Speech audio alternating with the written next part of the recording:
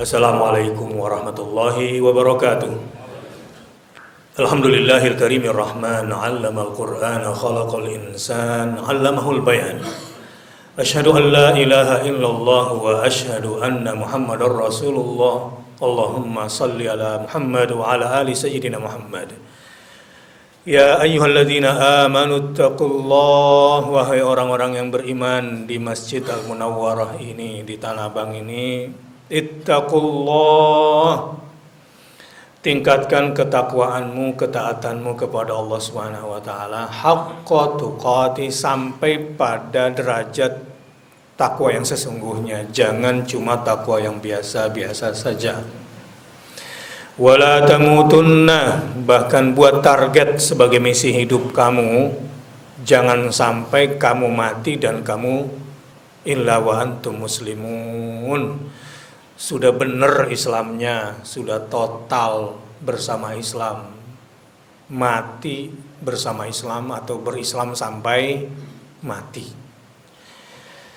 Khutbah Jumat pada hari ini temanya tentang misi kita sebagai khalifah di bumi ini.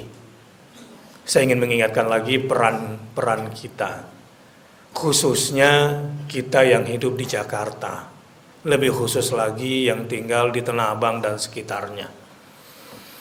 Sebagai referensi, saya akan bacakan surah Al-An'am ayat 165. A'udzu billahi minasyaitonir rajim.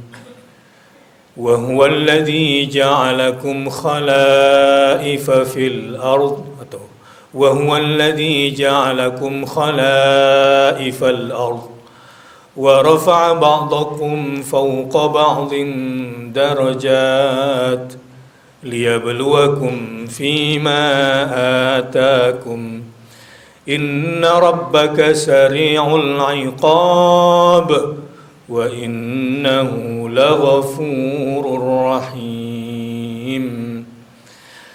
Dan dialah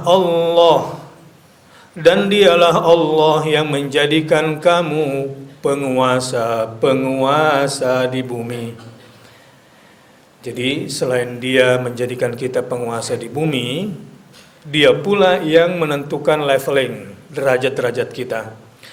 Dan Dia meninggikan sebagian kamu atas sebagian yang lain beberapa derajat. Ada yang kepala rumah tangga, ada yang ketua RT, ada yang ketua RW, ada yang jadi Pak Lurah, ada yang jadi camat, ada yang jadi gubernur, ada yang jadi bos di tokonya untuk 5 pegawai, ada yang menjadi bos untuk banyak pegawainya, dan seterusnya. Itu semua adalah ujian bagi kamu, dan Allah yang mampukan kamu.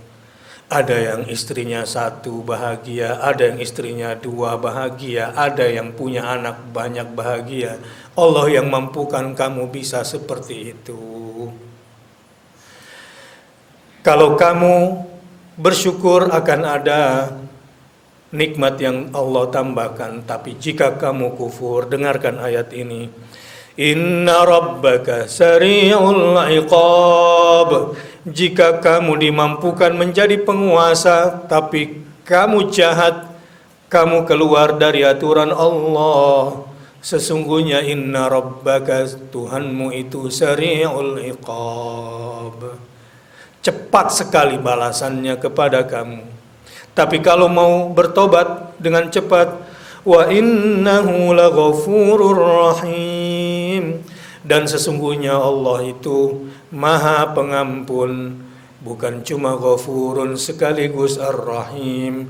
Kesalahanmu yang lalu didaur ulang menjadi pahala semuanya, karena Dia Ghafurur Rahim. Coba pelajari sejarah diri kita. Di surga, sebelum manusia diciptakan, Allah sosialisasikan. Wa idh qala rabbuka lil malaikah. Dan ingatlah ketika Tuhanmu berkata kepada semua makhluk yang punya sifat kemalaikatan di sorga, sifat kemalaikatan. Jadi yang diajak bicara bukan cuma malaikat, karena di situ ada jin juga kan. Inni ja'ilun, aku akan menciptakan satu spesies baru yang terbuat dari tanah, dan spesies baru yang bernama manusia ini akan kujadikan khalifah. Inni ja'ilun fil ardi khalifah. Tapi anehnya, yang protes itu bukan jin. Atau mungkin ada jin juga yang protes. Karena disebutkan malaikat ini sifat kemalaikatan, bukan spesies malaikat. Qalu ataj'alu fiha man yufsidu fiha wa yasfikud dima'. Tuhan, kenapa engkau akan jadikan seorang khalifah? Nanti kan dia bakal jadi kayak yang sekarang sedang berjalan itu. Ataj'alu fiha man yufsidu fiha wa yasfikud dima', yang kerjaannya melakukan kerusakan dan pertumpahan darah. Konon dalam riwayat yang sahih, katanya 2000 tahun sebelum manusia diturunkan ke dunia, jin sudah menjadi pemimpin dan penguasa di bumi yang kerjaannya yufsidu fil ard, melakukan kerusakan, wa yasfikud dima', dan melakukan pertumpahan darah. Begitu tafsir meriwayatkan. Wa nahnu nusabbihu bihamdika wa nuqaddisu lak. Tidak cukupkah kami dari kalangan malaikat yang baik-baik ini untuk menjadi khalifah di bumi, barangkali begitu? Yang kerjaan kami hanya bertasbih kepada engkau dalam tutur dan fikiran kami. Wa nuqaddisu lak, dan dalam tindakan perbuatan kami pun senantiasa mensucikan engkau Tuhan. Jadi ada semacam argumentasi karena ada contoh kasus yang buruk di bumi pada masa itu. Qala inni a'lamu ma la ta'lamun. Allah tentu lebih tahu kenapa Adam yang akan dijadikan khalifah, dan kenapa kita semua keturunan Adam yang ditakdirkan harus menjadi khalifah. Jadi dari cerita tadi, pertama, kita belum ada, Allah sudah sematkan kepada kita menjadi seorang khalifah, menjadi penguasa-penguasa sebagai wakil Tuhan di muka bumi ini, untuk memakmurkan dunia dengan dua misi utama: memakmurkan dunia, meniadakan kerusakan, dan menjauhkan pertumpahan darah. Dengan apa? Nah, di sini orang kafir nggak bisa. Dengan apa memakmurkan dunia? Bukan soal bagaimana meniadakan banjir, meniadakan macet, bukan itu bro persoalannya. Indonesia ini harus dibangun pertama kali dengan prinsip ketuhanan yang Maha Esa. Harus satu Tuhannya, dan Tuhannya siapa yang dimaksud di ketuhanan yang Maha Esa di Indonesia ini? Atas berkat rahmat Allah.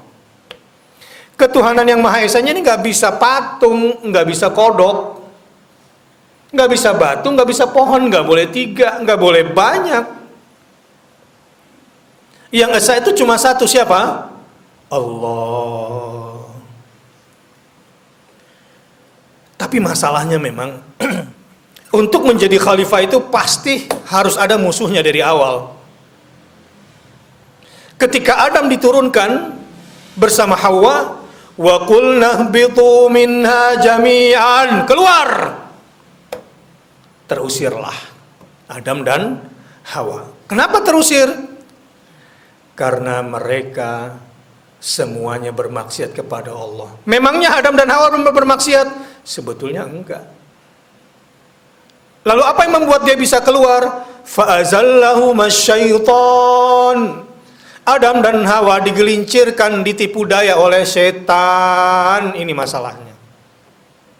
Dan di sini juga yang menjadi masalah masyarakat Jakarta sebetulnya. Kalau kurang-kurang kuat ilmunya, lebih seneng sama non-muslim daripada bersama muslim. Hari ini di khutbah Jumat ini saya akan tambah ilmunya. Kenapa Adam dan Hawa bisa digelincirkan oleh setan? Jawabannya, ya karena tidak dilindungi Allah. Just that. Iya memang ditipu, ada argumentasinya, ada kausalitasnya. Kata iblis, qala ma nahakuma rabbukuma an tilkuma asyajarah. Adam dan Hawa, kamu tahu nggak kenapa kamu berdua ini dilarang mendekati pohon terlarang ini? Ini karena ini pohon abadi. Di situ ada buah khuldi. Jadi iblis menipu Adam dengan merubah karakter pohon terlarang menjadi buah abadi. Al-khuld. Jadi kalau kita bilang ada pohon khuldi di surga, berarti Anda ikut iblis sebetulnya. Ditipu sama iblis. Karena iblis memang pandai memberikan iming. Oh nanti akan begini, akan begitu. Itu iblis itu. Tahu nggak kamu berdua kenapa kamu berdua dilarang mendekati pohon terlarang ini? Illa antakuna malakain. Tuhan kamu nggak mau kalau kamu berdua itu jadi malaikat. Tahu nggak sih? Au takuna minal khalidin. Atau nanti kamu kekal abadi di surga ini. Iblis nipu. Aku sih nasihatin aja sama kamu. Innilakum ala minan nasihin. Kira-kira iblis nipu Adam dari arah yang disukai Adam atau dari arah yang tidak disukai Adam dan Hawa? Dari yang disukai. Tukang tipu itu dengan semua kampanyenya biasanya nipu kita dari arah yang kita suka. Nah yang kena ini biasanya yang gak dilindungi Allah, yang kena tipu itu. Pertanyaannya adalah, kenapa Allah tidak melindungi Adam dan Hawa di surga? Dijawab di dalam Al-Quran, di dalam surat Taha itu. A'udzu billahi minasyaitonir rajim. Ini alasan kenapa Adam dan Hawa kena tipu. Kenapa Allah tidak berkenan melindungi Adam dan Hawa di surga? Walaqad ahidna ila Adama min qablu fanasiya wa lam najid lahu azma. Aku sudah ambil perjanjian pada Adam. Apa perjanjiannya? Inna syaitana lakum aduwwun mubin. Inna syaitana lakum aduwwun fattakhidhuhu aduwwa. Aku udah bilang, jangan temenan sama setan. Aku sudah bilang, turunlah kamu semua ke dunia bertiga. Kamu dan keturunan setan akan menjadi musuh satu sama lain. Jadikan setan itu musuh kamu. Udah musuh utama. Adam, ya kalau dalam Al-Quran dikatakan fanasiya, lupa kalau setan itu musuhnya. Karena apa? Kayaknya gak ada jahat-jahatnya deh setan gitu. Dia nawarin saya sesuatu yang baik. Kena sudah. Pertanyaannya, kenapa Adam bisa lupa? Walam najid lahu azma. Dan tidak kudapati pada Adam tekad kuat untuk menjadikan setan sebagai musuh yang nyata. Sebagai musuh utamanya lewat sudah. Orang kalau nggak sungguh-sungguh biasanya lupa. Contoh, kehilangan jam tangan di kamar mandi. Kehilangan apalagi di kamar mandi, biasanya lupa kan? Lupa gara-gara apa? Karena nggak sungguh-sungguh waktu meletakkannya itu. Coba letakkannya di kantong celana, jangan di pinggir kolam kamar mandi, di pinggir WC itu. Kalau ditaruhnya di kantong celana, insya Allah nggak mungkin lah kita lupa pakai celana keluar kamar mandi. Kalau masih lupa ya sakit memang. Karena kita nggak akan lupa pakai celana, ya otomatis masuk di dalam kantong. Ustadz, saya nggak pakai celana, gimana pakai sarung? Taruh gantung di celana dalam kamu. Nggak mungkin lupa pakai celana dalam kan habis buang air. Itu kalau sungguh. Kalau nggak sungguh-sungguh, lewat, lupa. Baik. Ketika Adam dan Hawa itu diturunkan ke dunia, itu sudah punya musuh. Kenapa? Karena nggak mungkin yang berkuasa di bumi itu mau diambil alih kekuasaannya. Akan selalu ada pertarungan. Makanya harus diajar anak-anak kita itu mental fighting. Mental fight. Ini di Jakarta ini Aduh, yang menguasai tanah Jakarta ini 74% lebih. Itu 0,2% orang yang bukan non pribumi pula. Gara-gara apa? Ekonomi kita ini ya 95%-nya dikuasai oleh cuma 2% penduduk asli. Selebihnya bukan orang kita. Kenapa?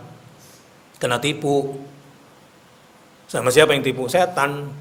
Kenapa kena tipu? Enggak sungguh-sungguh menjadikan setan sebagai musuh.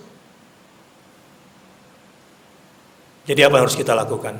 Membangun struktur sosial Islam yang adil dan beradab. Caranya gimana? Ketuhanan yang Maha Esa. 2, kemanusiaan yang adil dan beradab. Itu di Indonesia. Harus dibangun. Gimana caranya?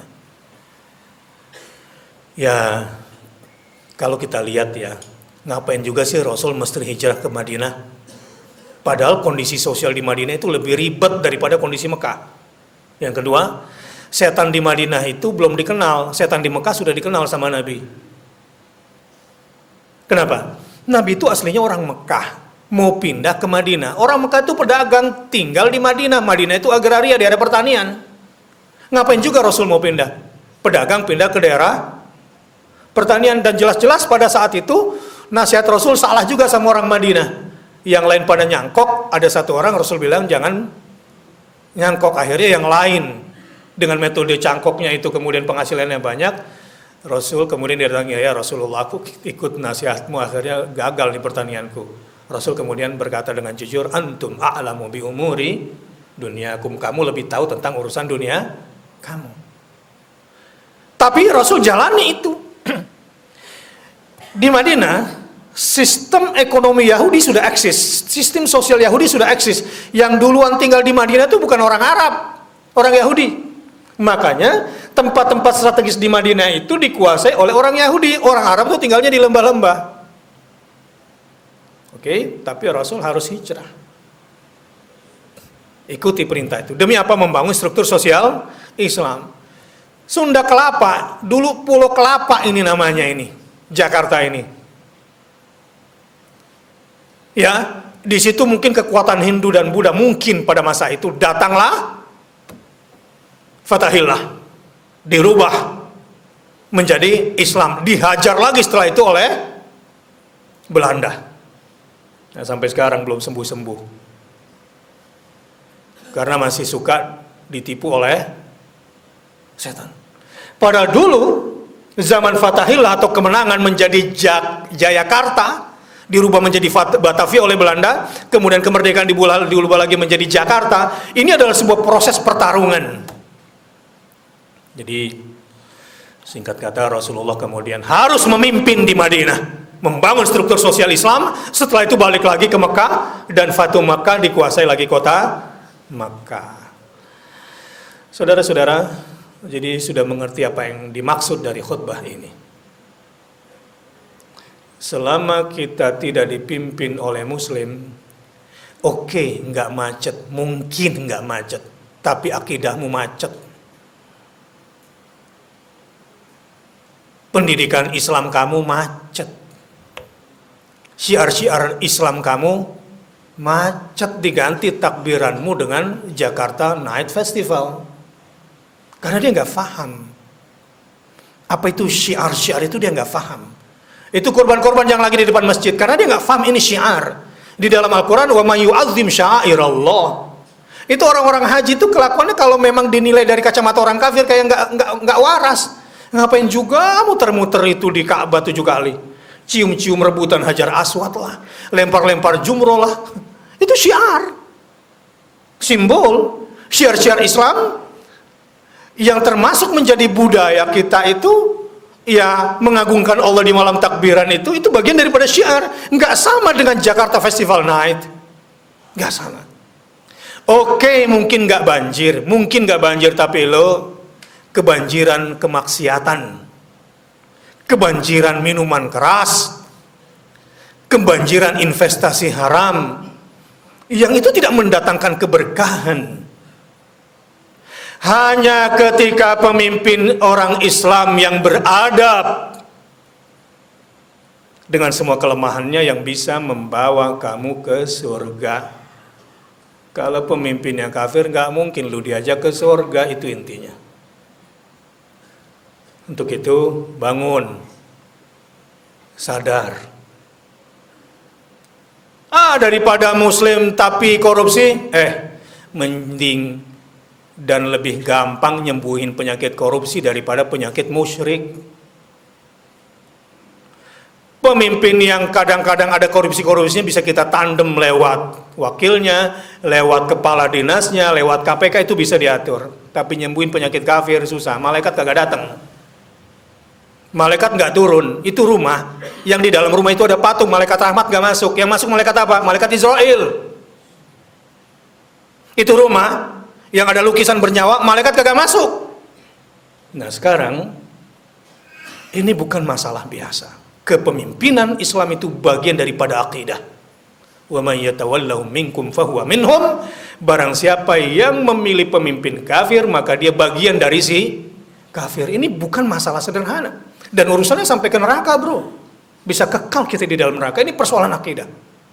Untuk itu, bangun, sadar, lihat. Kita maulidan. Tahu nggak maulid itu apa? Born to change. Nabi Muhammad terlahir untuk membawa cahaya dan melakukan perubahan dari gelap kepada cahaya. Ngapain Rasul dakwah-dakwah capek-capek, rela-rela diusir, berhadapan-hadapan dengan pemerintahan kafir pada saat itu, dengan budaya kafir pada saat itu, dengan sistem musyrik pada saat itu? Kalau Rasul itu kemudian memudahana, ya udahlah yang penting damai-damai aja Muhammad, gitu kan? Nggak usah ribut-ribut. Enggak hijrah Rasul, enggak dibantai umat Islam pada saat itu. Kalau cemen begitu. Ya. Untuk apa Adam dilahirkan? Spesies manusia ini ada di muka bumi. Ngelawan setan. Born to change. Adam diciptakan, kita ini dijadikan khalifah. Meredam kerusakan dan meredam pertumpahan darah. Tapi kita lagi ditipu. Islam itu identik dengan teroris lah, identik dengan pertumpahan darah, kerusakan. Itu mereka yang buat, dan tenang saja, mohon kekuatan dari Allah Subhanahu wa taala. Barakallahu li wa lakum fil Qur'anil Karim wa nafani wa iyyakum bima fihi minal ayat wa dzikril hakim wa taqabbal minni wa minkum tilawatahu innahu huwal ghafurur rahim. Innal hamdalillah nahmaduhu wa nasta'inu wa nastaghfiruh wa na'udzu billahi min shururi anfusina wa min sayyiati a'malina. Man yahdihillahu fala mudilla lahu wa may yudlilhu fala hadiya lahu. Asyhadu an la ilaha illallah wa asyhadu anna Muhammadar Rasulullah. Allahumma shalli ala Muhammad wa ala ali sayyidina Muhammad. Innallaha malaikatahu yusholluna 'alan nabi. Shallu alaihi ya ayyuhalladzina amanu shallu alaihi. Bersalatlah untuk Nabi Muhammad sallallahu alaihi wasallam. Nabi Muhammad itu dihadirkan merubah kegelapan menjadi cahaya. Maulid Nabi itu artinya meneruskan perjuangan menegakkan risalah Muhammad SAW sampai mati. Wala tamutunna illa wa antum muslimun. Berislamlah sampai mati kamu. Wa ala sahabati ajma'in, Abi Bakrin wa Umar wa Uthman wa Ali wa ala tabi'in wa tabi'it tabi'in lahum bi ihsanin ila yaumiddin. Warhamna ma'hum birahmatika ya arhamar rahimin. Allahumma ighfir lil muslimina wal muslimat wal mu'minina wal mu'minat al ahya'i minhum wal amwat innaka sami'un qaribun mujibud da'wat ya qadhiyal hajat. Ya Allah, kami belum beribadah sebagaimana patutnya kami harus beribadah. Kami juga belum berbuat taat sebagaimana mestinya berbuat taat kepada Engkau. Kami juga belum bersyukur sebagaimana bagusnya kami bersyukur kepada Engkau ya Allah. Rabbana ighfir lana dzunubana wal ikhwanina alladzina sabaquna bil iman wa la taj'al fi qulubina ghillan lil ladzina amanu rabbana innaka ra'ufur rahim. Ya Allah, kami belum berislam sebagaimana harusnya kami berislam. Kami belum mencontoh Rasul sebagaimana harusnya kami mencontoh Rasulullah. cinta kami kepada Rasulullah pun belum sebagaimana cinta para sahabat yang seharusnya mencintai dengan benar, ya Allah. Rabbana zalamna anfusana wa illam taghfir lana wa tarhamna lanakunanna minal khasirin. Allahumma inna nas'aluka ridhaka wal jannah wa na'udzu bika min sakhatika wan nar. Allahumma a'inna ala dzikrika wa syukrika wa husni ibadatik. Rabbana hab lana min azwajina wa dhurriyyatina qurrata a'yun waj'alna lil muttaqina imama. Allahumma a'izzal Islam wal muslimin. Allahumma a'izzal Islam wal muslimin. Allahumma a'izzal Islam wal muslimin wa ahlikil kafarata wal musyrikin a'da'aka a'da'ad-din. Rabbana taqabbal minna innaka antas samiul alim wa tub alaina innaka antat tawwabur rahim. Rabbana taqabbal minna innaka antas samiul alim wa tub alaina innaka antat tawwabur rahim. Rabbana ighfir lana wa liwalidayna warhamhuma kama rabbayana shighara. Rabbana atina min ladunka rahmah wa hayyi lana min amrina rasyada. Ya Allah, ampunkanlah dosa-dosa para pahlawan kami, para syuhada yang mendirikan dan mengorbankan darah mereka untuk negara ini, Republik Indonesia ini. Kuatkan kami menjadi bagian demi tegaknya negara kesatuan Republik Indonesia. Ya Allah, jadikanlah kami muslimin di garis terdepan untuk menjaga perdamaian, untuk menjaga persatuan di negara kesatuan Republik Indonesia ini.